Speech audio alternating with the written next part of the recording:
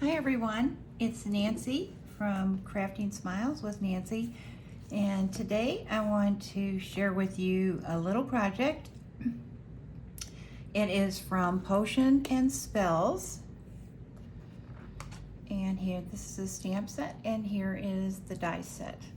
And I made these cute little treat holders, and I want to see which one you like. There's this one or this one.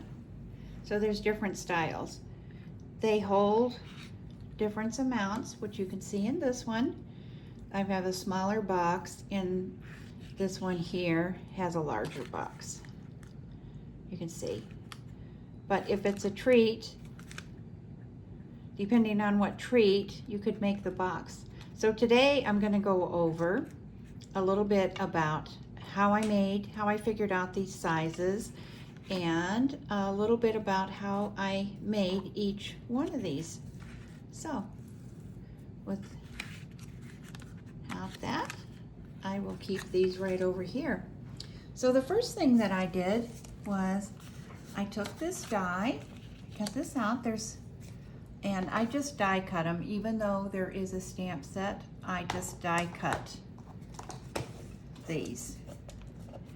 And I took my ruler and I measured the maximum size that I could for this pot. So it looked like I thought the maximum was about 2 inches, and the maximum height, in my opinion, would be about 1 3/4 inches. So that would be the maximum. But depending on what you're going to put in here, you could adjust the size. Again, I made 2 of these different sizes, and I am going to show you a template of this larger one. Now, on this larger one in here, I did pick up this Russell Stover candy, which already has Happy Halloween on it. So you wouldn't necessarily need a tag on it. But you could make this for a kid, or if you want to go for an adult, you can have an adult beverage. You could put a little bottle in here, which is kind of cute for the girls' night out. So let's talk about this one right here and the size. So I said that the largest size would be about 2 inches wide. So when I went to make this and I figured my sizes, I usually cut myself a pattern first. And excuse me, I have my sides, how wide it would be. I don't want it to be too wide because I thought that it would look weird if it was like the cauldron was, you know, way out here. That's being ridiculous, exaggeration.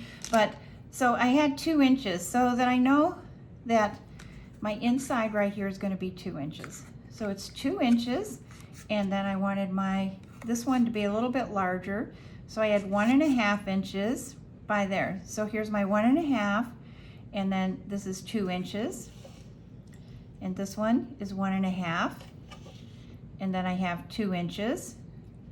And then I have 1/4 of an inch just so that I can connect it all. Now, I did try to make this so that you can see these are my scoring lines, the solid ones, and these were my cutting lines. So I have this 1 3/4 inches tall. That's what we talked about. And then on the where my folds, this is going to be the bottom where it folds in. It can't be any larger than the width of this. So this is 1.5. We can talk about this another time if you want to know more. But if you wanted to recreate this box size, it's this is 1.5, and this is 1 3/4 inches high. This is the bottom fold. So my total size of this box is 3 1/4 by 7 1/4. So this is for this box here. And what I would do, I'm just going to cut it. Again, these are my score lines. These are my cut lines. These are my score lines. So I'm going to, you're first going to take it on all your score lines, and you can use your bone folder if you want, or you can hand fold it. So I've already kind of scored this. So I'm just going to cut right up into these lines, and I'm going to cut. You see how, you've seen people do those little wedges where they just take out a little sliver. So I'm cutting right up into that first score line. I'm just taking out a little sliver. You can take it out on both sides if you want. There we go. And there we go, this one. Whoops, one more. Sometimes, depending on just how you score it, depends on the little slivers. And then on this one, we don't need this part right here because this is going to be the bottom of the box. So I am just going to cut that out. All right. So in order to secure this, I'm just going to take this over right here. You can get your favorite adhesive. Whoops, kind of going crazy here. This is just a little liquid adhesive. I can bring that right over. It's going to make it in right into that fold there. Then I'm going to bring these in here so you see that it fits. That's my total width. And let me just take a little adhesive here.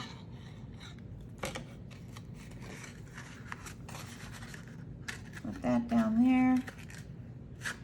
And I did this in a light gray. I would normally do it the same color as that I'm working with, but I did it so that you would be able to see my marks that I had. Okay, so just finishing up that. So there is my box for in between the cauldron. Now, what I did was put some adhesive here, put this on, and you can see, you can slide it. If you're using liquid adhesive, you can slide it around. And you can see that this just fits inside the cauldron. Then after you have this side on, you're going to put liquid adhesive and put your second one on. And then what I did was I was able to just make it lay flat where the other one was so that it comes apart. Doesn't that look like a cat? I don't know, I think I'm gonna have to do something with this with a cat. Okay, so that is how I did my larger cauldron to fit a little bit larger candy. This is my smaller one. This is typically what I do when I'm making my patterns.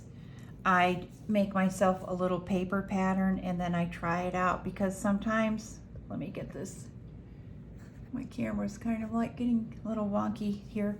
Sometimes, you know, things, my measurements aren't exactly right, but these would be my score lines here, and this would be, so this would be 5 1/4, and then, but I typically, like I had on my other one, I do a paper pattern first and then I try it just to make sure that I have it all worked out.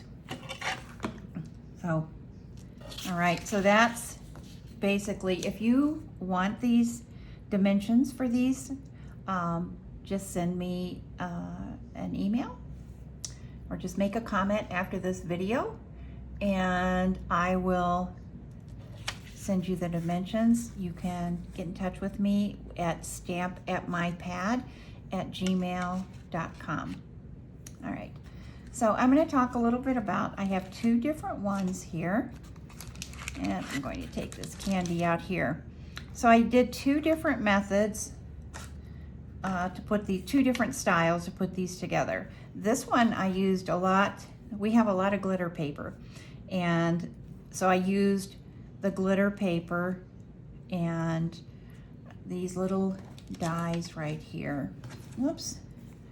These little these little bubbles here. And then what I used and you can see some on this Hocus Pocus. There's one up here on the tag. But in the back here, I'm going to show you. These little things, I think these are supposed to be for the, oh, what do you call these? The little vases. That's not what they're called, but see how I use this? I put this here, and then that gave me something to adhere these little bubbles on, which makes it really cute. Adds a little bit more detail to them. They're really sweet. All right, so with my little bird here, my crow, I just stamped it with black on gray, colored his feet, and colored his beak. So this one was really pretty simple. I have these little bags, and then I had these Rolo candies that are perfect colors for Halloween. So that fits in there nicely with this little tag. I did these as a bingo favor at one of my events. All right, so on this one here, what I did, I actually used my stamp and I colored this. I stamped it, and then I used just my regular markers to color that in. So let me grab my markers. You don't always have to use your blends or anything. These markers are great, and so I use the markers to color these in. Again, this is this stamp right here. And then I just hand cut it. I hand fussy cut it. I had a couple of extra of these glitter bubbles, so I added them on here. So, and on this one, I just used green. And then I'm going to show you on the cat. Let me grab the cat. Move these out of our way. On the cat, I took our Crafting Whisper White and I stamped that just on the black. And if you just give your ink, if you put your stamp on and leave it on just for a minute, it gives the ink time to really soak in, get contact with that paper. All right, so there we go. Oh, it looks like I had more ink, a lot more ink way over there. So let me see if I can get this kind of, I don't know if I can get this lined up or not.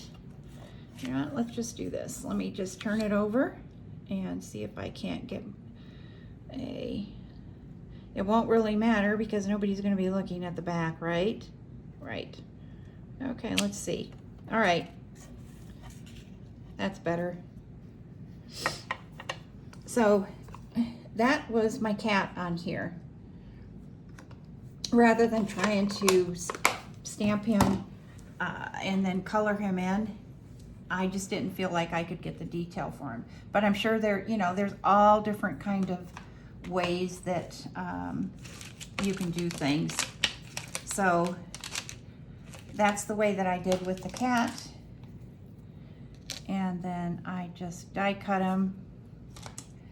And once he's die cut, there we go. There's our finished little kitty cat, or Halloween cat, I should say.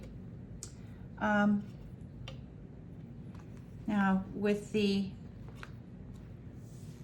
bubbles that I was showing you, of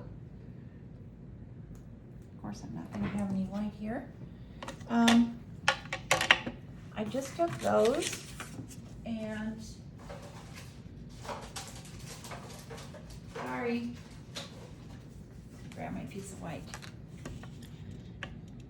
I just took those, stamped them, and I left a little bit of on the bottom so that I could, whoops, that's not, yeah, it is, so that I could have room to glue it to the back of this cauldron. So I took that in the background and then I just fussy cut it. You know, some people don't like fussy cutting, but I think the more that you do it, the better, you know, of course, you know, the more comfortable you get with it. But if it's all about turning your paper rather than turning your scissors too much. There are at some points that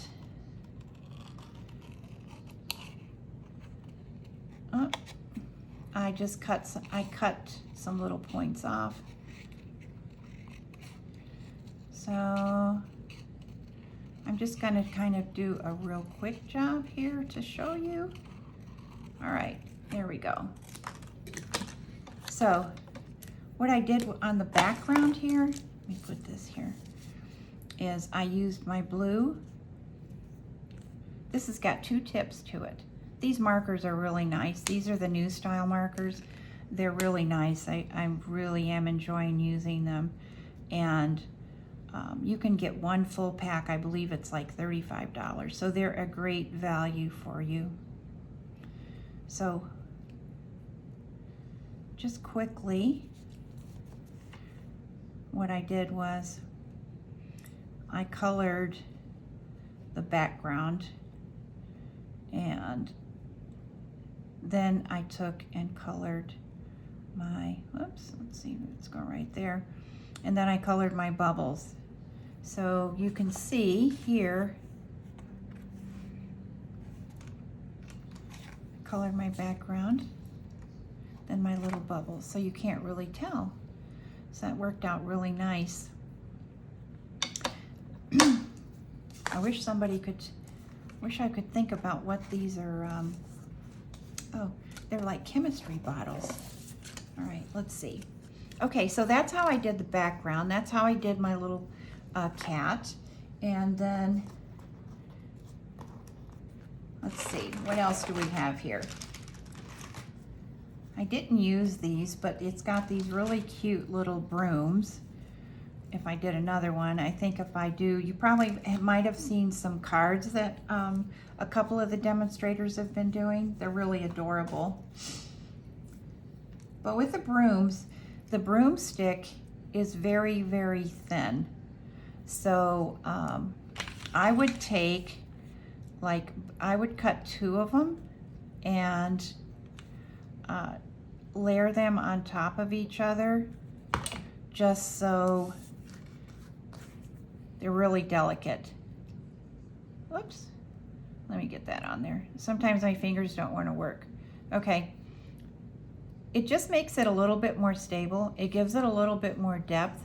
I like doing this on letters to get a little bit more depth, but this is really really cute. Let's see. Okay, so you could have whatever color broom that you wanted. And then I have some twine right here. If you wanted, there's a little bit of piece of twine around that one right there. Let's see. If we want to tie a little piece of twine around here, I don't know that, this is a little bit thicker twine. You can actually separate it if you wanted to and just use part of it. But I seem to have gotten myself a little knot there when I was doing something else. So let's see, let's separate this. There we go. And then we can tie a little, I'm not tying a bow, I'm just tying this, like I'm just gonna do a wrap around there and like a little knot. Whoops. You know, if you give yourself a little bit more ribbon or twine too, then you can just cut off the extra. Sometimes if you short yourself, it's really hard to tie. Excuse me. All right, so, I mean, if I wanted to add something else, I could always add a little broom. You could make different color brooms together. I actually have, if you wanted to do, you know, different color broom handle, cute. But so all kinds of options with this set. It's really adorable. I will be making a card, and let me go back to these little oh gosh, they're chemistry things. I can't think of what the name of it is. But so this one I just cut out and I colored the center, and I think these are supposed to be for pouring. I used some paper that we have, and I just cut different ones. I thought this was really cute. This one's cut out from that same paper. Let's see, that paper, oops, is full of life. It's a really great, it's probably one that you've seen. There's I've been using it a lot. All kinds of colors, all kinds of patterns. It's really bright. It's really fun. I love it. So I cut one of these out, and then here's some ucky-uck that could be sticking out of the air and could be pouring into this bottle, into this cauldron. If you wanted to do like that, or if you had a card, looks like a snake if you have it straight up. It's supposed to be pouring into something. So you can either cut these from solid paper, or like I had fun cutting them from that paper. Lots and lots of different options. So I hope you enjoyed this video. If you have any questions, just comment below. And again, I hope to see you again on my next video. Thanks for watching. Have a good evening. Bye.